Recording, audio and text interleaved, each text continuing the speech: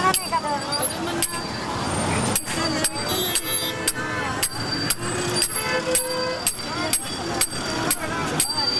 संत शंकर महाराज यांचा आश्रम श्री क्षेत्र पिंपळकुटा तालुका धामणगाव रेल्वे जिल्हा अमरावती यांचा पालखी सोहळा निघालेला आहे.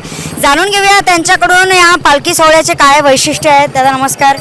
कुठून निघाली पालखी? पिंपळकुट्यावरून. चालली कुठे आहे? पंढरपूर. आजच निघाली का पालखी? आजच निघाली सकाळी. आणि पंढरपूरला कधी पोहोचणार? 17 तारखेला. 17 तारखेला. 15ला जाय का? 15ला. किती लोक आहे पालखीमध्ये? 400 लोक. कसं आहे यांचा रूट? रोज किती किलोमीटर चालणार आहे? आज आम्ही इथून 15-20 किलोमीटर चालले.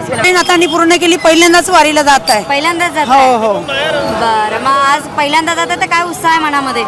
खूप उत्साह आहे आणि खूप आनंद आहे. असा आनंद द्विगुणित वाटतोय मनाला. कारण पायी चालताना काही थकवा येत नाही.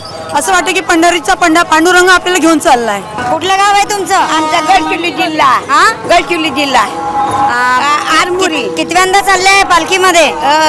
मी गेल्या वर्षी आली, त्या वर्षी आली. वय किती आहे तुमचं? माझी 72. हो.